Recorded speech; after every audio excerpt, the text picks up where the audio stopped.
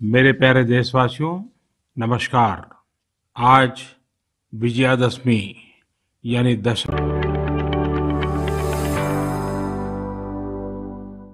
मेरे प्यारे देशवासियों, नमस्कार। आज विजयादशमी यानी दशहरे का पर्व है। इस पावन अवसर पर आप सभी को ढेरों शुभकामनाएं। दशहरे का ये पर्व असत्य पर सत्य की जीत का पर्व है, लेकिन साथ ही ये एक तरह से संकटों पर धैर्य की जीत का पर्व भी है। आज आप सभी बहुत संयम के साथ जी रहे हैं, मर्यादा में रहकर पर्व त्योहार मना रहे हैं। इसलिए जो लड़ाई हम लड़ रहे हैं उसमें जीत भी सुनिश्चित है। पहले दुर्गा पंडाल में माँ के दर्शनों के लिए इतनी भीड़ जुट जाती थी, एकदम मेले जैसा माहौल रहता था। लेकिन इस बार ऐसा नहीं हो पाया। पहले दशहरे पर भी बड़े बड़े मेले लगते थे, लेकिन इस बार उनका स्वरूप भी अलग ही है। रामलीला का त्योहार भी उसका बहुत बड़ा आकर्षण था, लेकिन उसमें भी कुछ न कुछ पाबंदियां लगी है। पहले नवरात्र पर गुजरात के गरबा की गूंज हर तरफ छाई रहती थी। इस बार बड़े बड़े आयोजन सब बंद है। अभी आगे और भी कई पर्व आने वाले हैं। अभी ईद है, शरद पूर्णिमा है, वाल्मीकि जयंती है, फिर धनतेरस, दिवाली, भाई दूज, छठी मैया की पूजा है, गुरु नानक देव जी की जयंती है। कोरोना के इस संकट काल में हमें संयम से ही काम लेना है, मर्यादा में ही रहना है। साथियों, जब हम त्योहार की बात करते हैं, तैयारी करते हैं, तो सबसे पहले मन में यही आता है कि बाजार कब जाना है, क्या क्या खरीदारी करनी है। खासकर बच्चों में तो इसका विशेष उत्साह रहता है कि इस बार त्योहार पर नया क्या मिलने वाला है। त्योहारों की ये उमंग और बाजार की चमक एक दूसरे से जुड़ी हुई है। लेकिन इस बार जब आप खरीदारी करने जाएं, तो वोकल फॉर लोकल का अपना संकल्प अवश्य याद रखें। बाजार से सामान खरीदते समय हमें स्थानीय उत्पादों को प्राथमिकता देनी है। साथियों, त्योहारों के इस हर्षोल्लास के बीच में लॉकडाउन के समय को भी याद करना चाहिए। लॉकडाउन में हमने समाज के उन साथियों को और करीब से जाना है जिनके बिना हमारा जीवन बहुत ही मुश्किल हो जाता। सफाई कर्मचारी, घर में काम करने वाले भाई बहन, लोकल सब्जी वाले, दूध वाले, सिक्योरिटी गार्ड्स, इन सब का हमारे जीवन में क्या रोल है, हमने अब भली भांति महसूस किया है। कठिन समय में ये आपके साथ थे, हम सबके साथ थे। अब अपने पर्वों में, अपनी खुशियों में भी हमें इनको साथ रखना है। मेरा आग्रह है कि जैसे भी संभव हो, इन्हें अपनी खुशियों में जरूर शामिल करिए, परिवार के सदस्य की तरह करिए। फिर आप देखिए आपकी खुशियां कितनी बढ़ जाती हैं। साथियों, हमें अपने उन जाबाज सैनिकों को भी याद रखना है जो इन त्योहारों में भी सीमाओं पर डटे हैं, भारत माता की सेवा और सुरक्षा कर रहे हैं। हमें उनको याद करके ही अपने त्योहार मनाने हैं। हमें घर में एक दिया भारत माता के इन वीर बेटे बेटियों के सम्मान में भी जलाना है। मैं अपने वीर जवानों से भी कहना चाहता हूं कि आप भले ही सीमा पर हैं, लेकिन पूरा देश आपके साथ है, आपके लिए कामना कर रहा है। मैं उन परिवारों के त्याग को भी नमन करता हूं जिनके बेटे बेटियां आज सरहद पर है। हर वो व्यक्ति जो देश से जुड़ी किसी न किसी जिम्मेदारी की वजह से अपने घर पर नहीं है, अपने परिवार से दूर है, मैं हृदय से उसका आभार प्रकट करता हूं।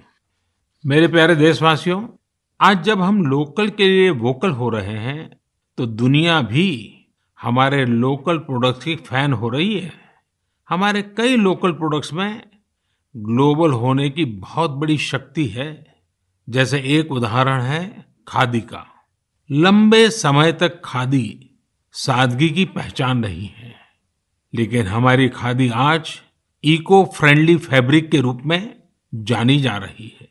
स्वास्थ्य के दृष्टि से ये बॉडी फ्रेंडली फैब्रिक है, ऑल वेदर फैब्रिक है और आज खादी फैशन स्टेटमेंट तो बन ही रही है।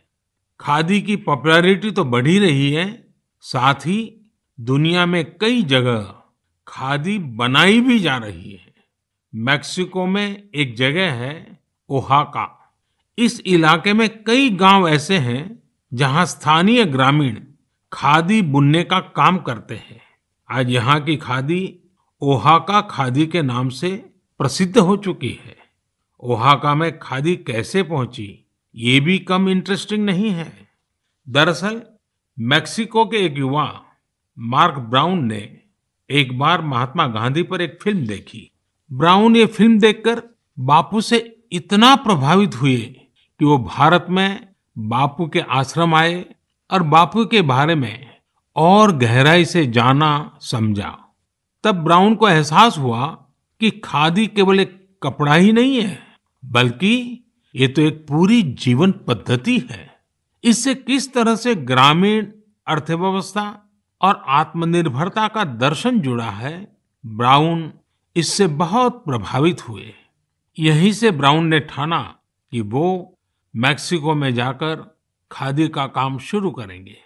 उन्होंने मेक्सिको के ओहाका में ग्रामीणों को खादी का काम सिखाया, उन्हें प्रशिक्षित किया और आज ओहाका खादी एक ब्रांड बन गया है। इस प्रोजेक्ट की वेबसाइट पर लिखा है द सिंबल ऑफ धर्म इन मोशन। इस वेबसाइट में मार्क ब्राउन का बहुत ही दिलचस्प इंटरव्यू भी मिलेगा। वे बताते हैं कि शुरू में लोग खादी को लेकर संदेह में थे, परंतु आखिरकार इसमें लोगों की दिलचस्पी बढ़ी और इसका बाजार तैयार हो गया। ये कहते हैं ये राम राज्य से जुड़ी बातें हैं। जब आप लोगों की जरूरतों को पूरा करते हैं तो फिर लोग भी आपसे जुड़ने चले आते हैं। साथियों, दिल्ली के कनॉट प्लेस के खादी स्टोर में इस बार गांधी जयंती पर एक ही दिन में 1 करोड़ रुपए से ज्यादा की खरीदारी हुई। इसी तरह कोरोना के इस समय में खादी के मास्क भी बहुत पॉपुलर हो रहे हैं। देश भर में कई जगह सेल्फ हेल्प ग्रुप्स और दूसरी संस्थाएं खादी के मास्क बना रहे हैं। यूपी में बाराबंकी में एक महिला है सुमन देवी जी।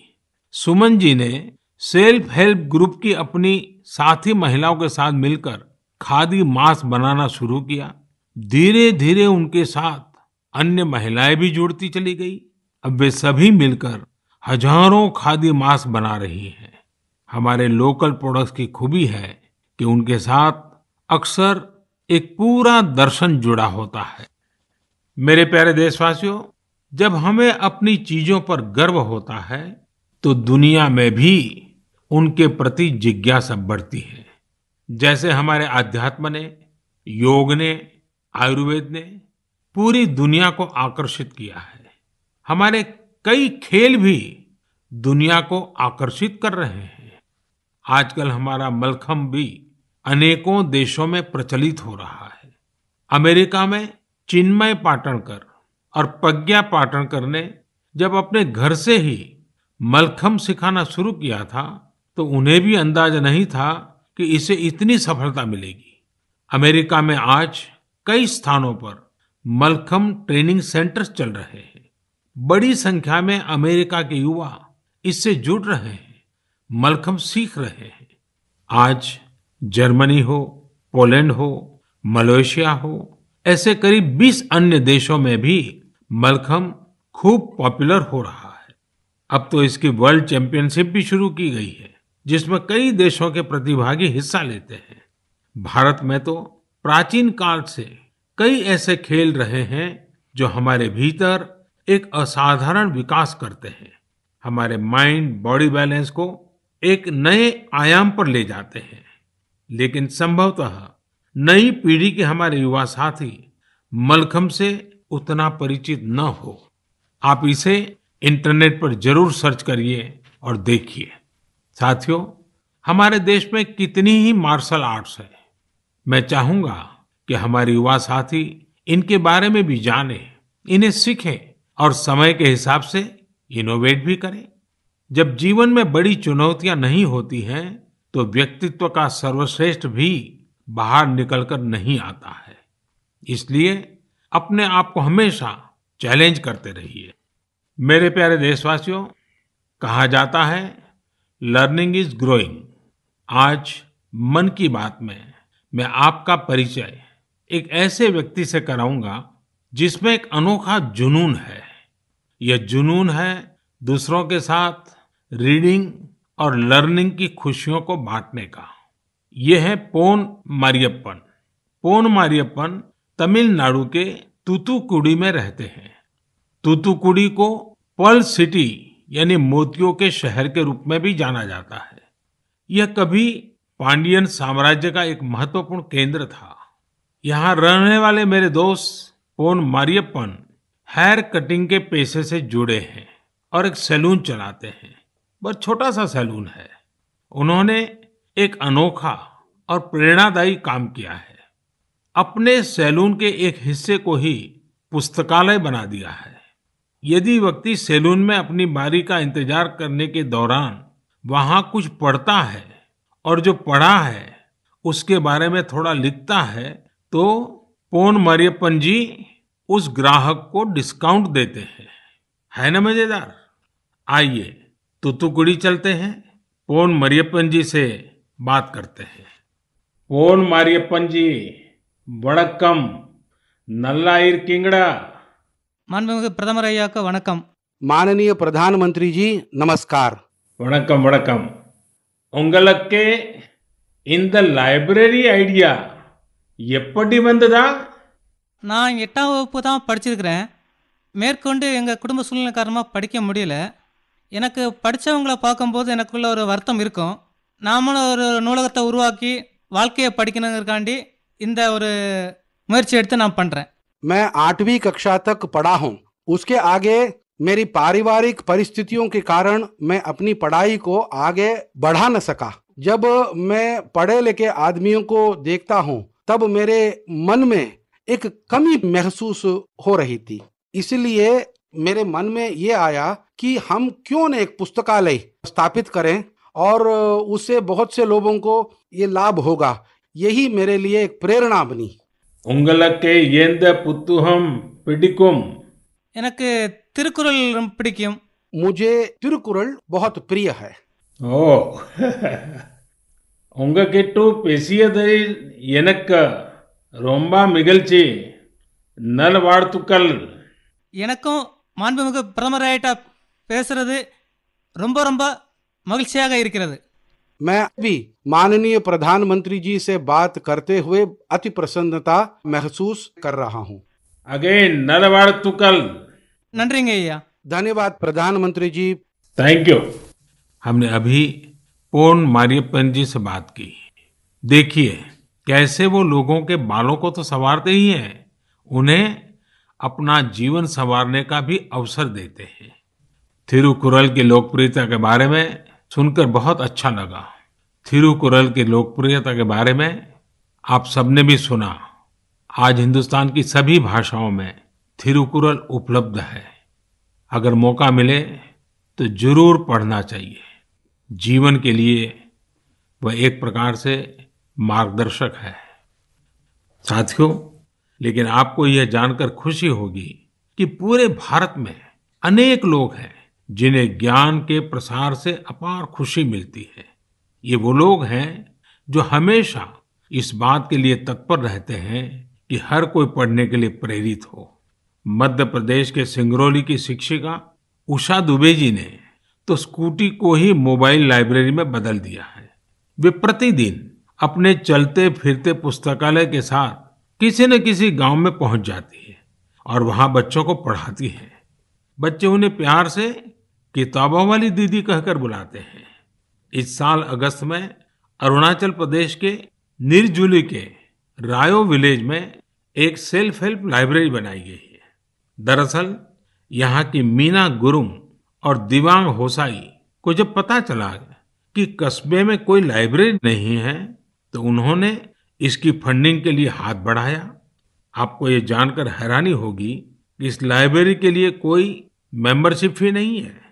कोई भी व्यक्ति 2 हफ्ते के लिए किताब ले जा सकता है, पढ़ने के बाद उसे वापस करना होता है। ये लाइब्रेरी 7 दिन 24 घंटे खुली रहती है। आस पड़ोस के अभिभावक यह देखकर काफी खुश हैं कि उनके बच्चे किताब पढ़ने में जुटे हैं, खासकर उस समय जब स्कूलों ने भी ऑनलाइन क्लासेस शुरू कर दी है। वहीं चंडीगढ़ में एक एनजीओ चलाने वाले संदीप कुमार जी ने एक मिनी वैन में मोबाइल लाइब्रेरी बनाई है। इसके माध्यम से गरीब बच्चों को पढ़ने के लिए मुफ्त में बुक्स दी जाती हैं। इसके साथ ही गुजरात के भावनगर की भी 2 संस्थाओं के बारे में जानता हूं जो बेहतरीन कार्य कर रही है। उनमें से एक है विकास वर्तुल ट्रस्ट।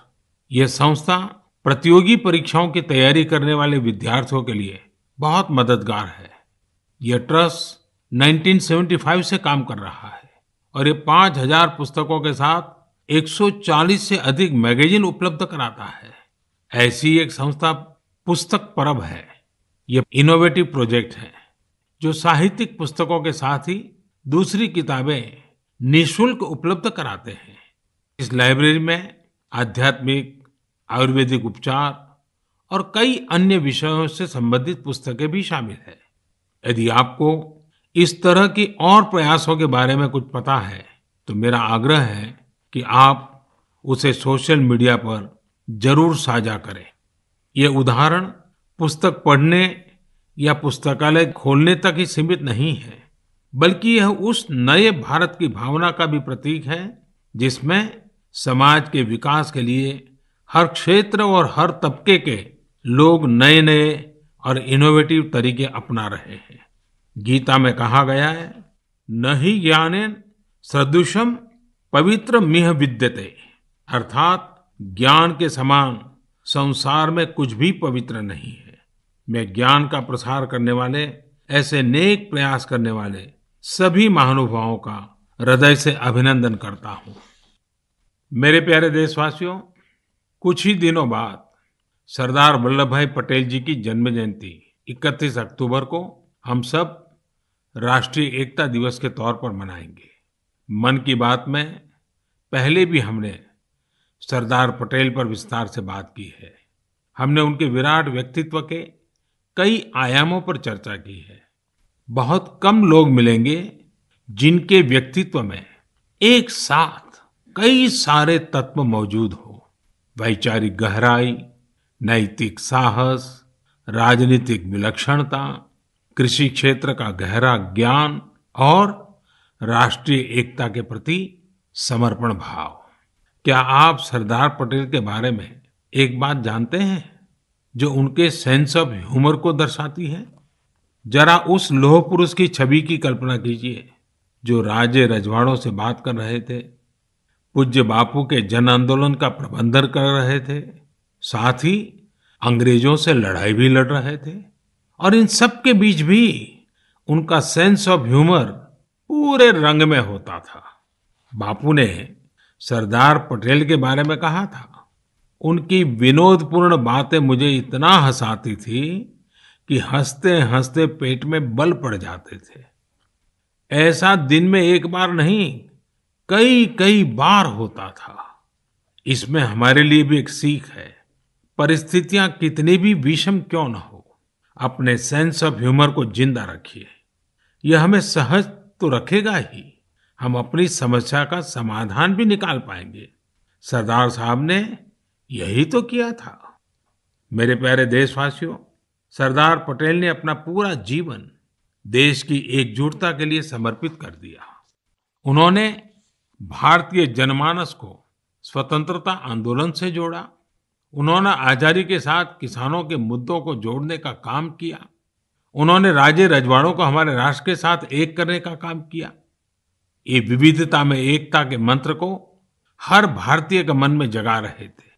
साथियों, आज हमें अपनी वाणी, अपने व्यवहार, अपने कर्म से हर पल उन सब चीजों को आगे बढ़ाना है जो हमें एक करे, जो देश के एक भाग में रहने वाले नागरिक के मन में दूसरे कोने में रहने वाले नागरिक के लिए सहजता और अपनत्व का भाव पैदा कर सके। हमारे पूर्वजों ने सदियों से यह प्रयास निरंतर किए हैं। अब देखिए, केरल में जन्मे पूज्य आदि शंकराचार्य जी ने भारत की चारों दिशाओं में 4 महत्वपूर्ण मठों की स्थापना की। उत्तर में बद्रिकाश्रम, पूर्व में पुरी, दक्षिण में श्रृंगेरी और पश्चिम में द्वारिका। उन्होंने श्रीनगर की यात्रा भी की। यही कारण है कि वहां एक शंकराचार्य हिल है। तीर्थाटन अपने आप में भारत को एक सूत्र में पिरोता है। ज्योतिर्लिंगों और शक्तिपीठों की श्रृंखला भारत को एक सूत्र में बांधती है। त्रिपुरा से लेकर गुजरात तक, जम्मू कश्मीर से लेकर तमिलनाडु तक स्थापित हमारी आस्था के केंद्र हमें एक करते हैं। भक्ति आंदोलन पूरे भारत में एक बड़ा जन आंदोलन बन गया, जिसने हमें भक्ति के माध्यम से एकजुट किया। हमारे नित्य जीवन में भी ये बातें कैसे घुल गई है, जिसमें एकता की ताकत है। प्रत्येक अनुष्ठान से पहले विभिन्न नदियों का आवाहन किया जाता है। इसमें सुदूर उत्तर में स्थित सिंधु नदी से लेकर दक्षिण भारत की जीवनदायिनी कावेरी नदी तक शामिल है। अक्सर हमारे यहाँ लोग कहते हैं, स्नान करते समय पवित्र भाव से एकता का मंत्र ही बोलते हैं। गंगे च यमुने चैव गोदावरी सरस्वती नर्मदे सिंधु कावेरी जलेस्मिन् सन्निधि कुरु। इसी प्रकार सिखों के पवित्र स्थलों में नांदेड़ साहब और पटना साहब गुरुद्वारे शामिल हैं। हमारे सिख गुरुओं ने भी अपने जीवन और सत्कार्यों के माध्यम से एकता की भावना को प्रगाढ़ किया है।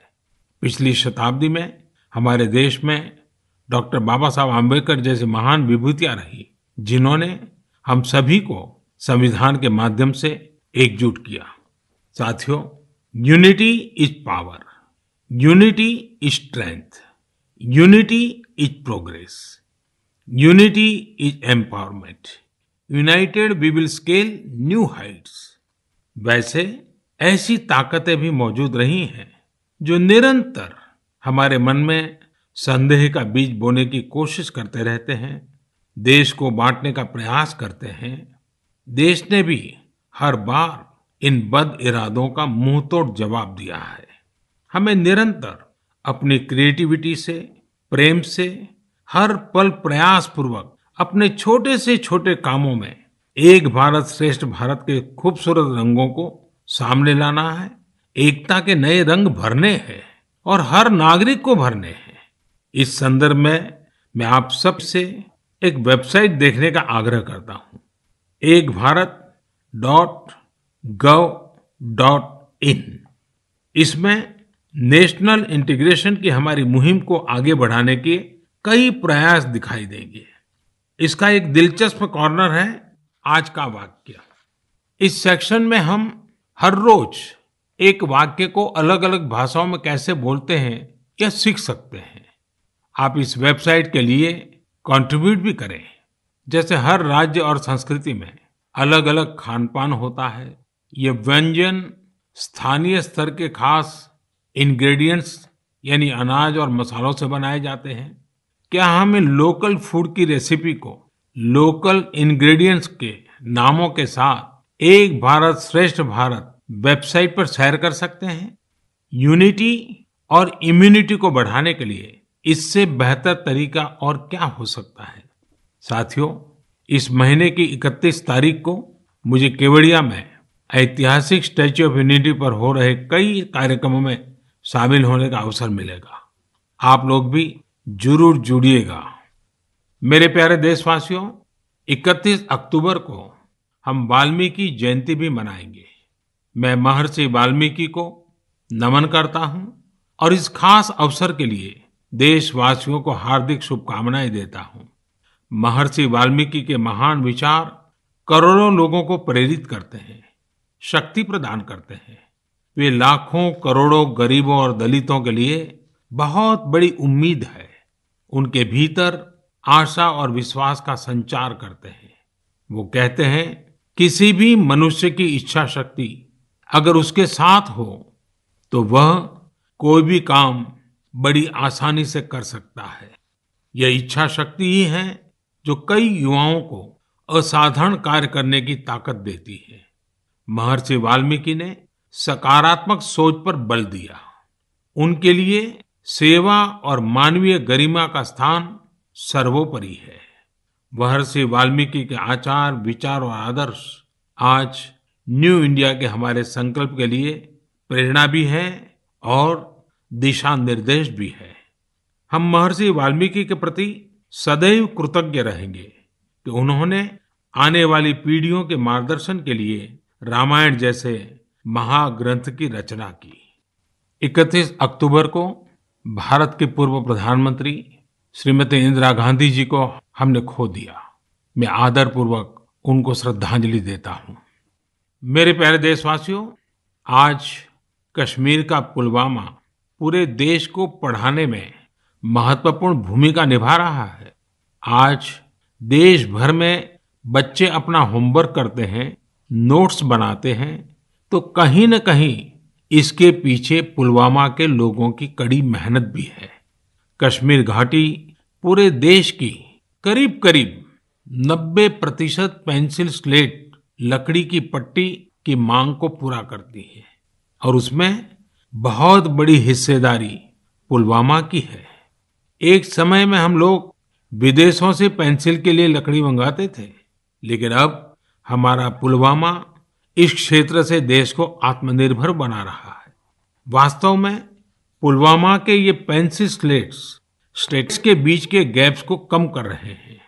घाटी की चिनार की लकड़ी में हाई मॉइस्चर कंटेंट और सॉफ्टनेस होती है, जो पेंसिल के निर्माण के लिए उसे सबसे सूटेबल बनाती है। पुलवामा में उक्खू को पेंसिल विलेज के नाम से जाना जाता है।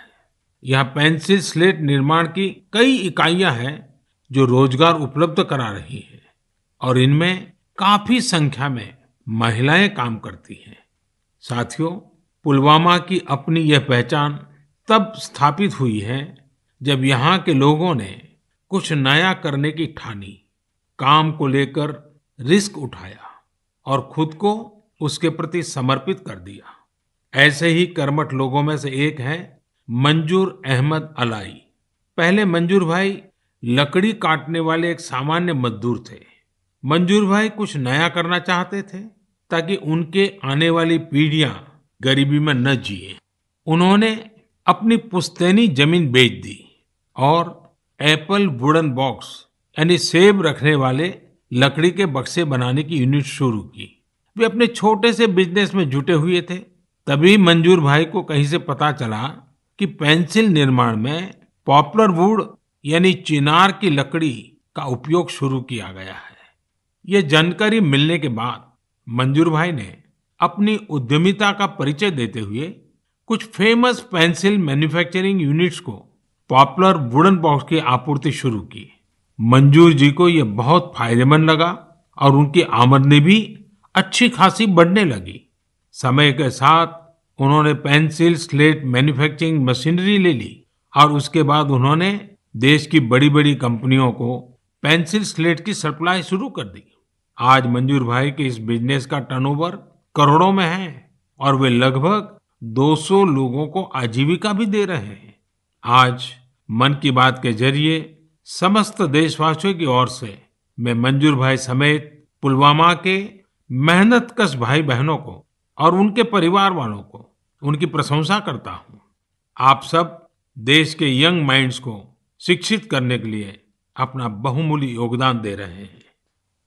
मेरे प्यारे देशवासियों, लॉकडाउन के दौरान टेक्नोलॉजी बेस्ड सर्विस डिलीवरी के कई प्रयोग हमारे देश में हुए हैं और अब ऐसा नहीं रहा कि बहुत बड़ी टेक्नोलॉजी और लॉजिस्टिक्स कंपनियां ही यह कर सकती है। झारखंड में ये काम महिलाओं के सेल्फ हेल्प ग्रुप ने करके दिखाया है। इन महिलाओं ने किसानों के खेतों से सब्जियां और फल लिए और सीधे घरों तक पहुंचाए। इन महिलाओं ने आजीविका फार्म फ्रेश नाम से एक ऐप बनवाया, जिसके जरिए लोग आसानी से सब्जियां मंगा सकते थे। इस पूरे प्रयास से किसानों को अपनी सब्जियां और फलों के अच्छे दाम मिले और लोगों को भी फ्रेश सब्जियां मिलती रही। वहां आजीविका फार्म फ्रेश ऐप का आइडिया बहुत पॉपुलर हो रहा है। लॉकडाउन में इन्होंने 50 लाख रुपए से भी ज्यादा के फल सब्जियां लोगों तक पहुंचाई हैं। साथियों, एग्रीकल्चर सेक्टर में नई संभावनाएं बनता देख हमारे युवा भी काफी संख्या में इससे जुड़ने लगे हैं। मध्य प्रदेश के बड़वानी में अतुल पाटीदार अपने क्षेत्र के 4000 किसानों को डिजिटल रूप से जोड़ चुके हैं। ये किसान अतुल पाटीदार के ई प्लेटफॉर्म फार्म कार्ड के जरिए खेती के सामान जैसे खाद, बीज, पेस्टिसाइड, फंगिसाइड आदि की होम डिलीवरी पा रहे हैं। यानी किसानों को घर तक उनकी जरूरत की चीजें मिल रही हैं। इस डिजिटल प्लेटफॉर्म पर आधुनिक कृषि उपकरणों भी किराए पर मिल जाते हैं। लॉकडाउन के समय भी इस डिजिटल प्लेटफॉर्म के जरिए किसानों को हजारों पैकेट डिलीवरी किए गए, जिसमें कपास और सब्जियों के बीज भी थे। अतुल जी और उनकी टीम किसानों को तकनीकी रूप से जागरूक कर रही है, ऑनलाइन पेमेंट और खरीदारी सिखा रही है। साथियों, इन दिनों महाराष्ट्र की एक घटना पर मेरा ध्यान गया। वहां एक फार्मर प्रोड्यूसर कंपनी ने मक्के की खेती करने वाले किसानों से मक्का खरीदा। कंपनी ने किसानों को इस बार मूल्य के अतिरिक्त बोनस भी दिया। किसानों को भी एक सुखद आश्चर्य हुआ। जब उस कंपनी से पूछा तो उन्होंने कहा कि भारत सरकार ने जो नए कृषि कानून बनाए हैं, अब उसके तहत किसान भारत में कहीं पर भी फसल बेच पा रहे हैं और उन्हें अच्छे दाम मिल रहे हैं। इसलिए उन्होंने सोचा कि इस एक्स्ट्रा प्रॉफिट को किसानों के साथ भी बांटना चाहिए। उस पर उनका भी हक है और उन्होंने किसानों को बोनस दिया है। साथियों, बोनस अभी भले ही छोटा हो, लेकिन ये शुरुआत बहुत बड़ी है। इससे हमें पता चलता है कि नए कृषि कानून से जमीनी स्तर पर किस तरह के बदलाव किसानों के पक्ष में आने की संभावनाएं भरी पड़ी है। मेरे प्यारे देशवासियों, आज मन की बात में देशवासियों की असाधारण उपलब्धियां, हमारे देश, हमारी संस्कृति के अलग अलग आयामों पर आप सबसे बात करने का अवसर मिला। हमारा देश प्रतिभावान लोगों से भरा हुआ है। अगर आप भी ऐसे लोगों को जानते हो तो उनके बारे में बात कीजिए, लिखिए और उनकी सफलताओं को शेयर कीजिए। आने वाले त्योहारों की आपको और आपके पूरे परिवार को बहुत बहुत बधाई। लेकिन एक बात याद रखिए और त्योहारों में जरा विशेष रूप से याद रखिए, मास्क पहनना है, हाथ साबुन से धोते रहना है, 2 गज की दूरी बनाए रखनी है। साथियों, अगले महीने फिर आपसे मन की बात होगी। बहुत बहुत धन्यवाद।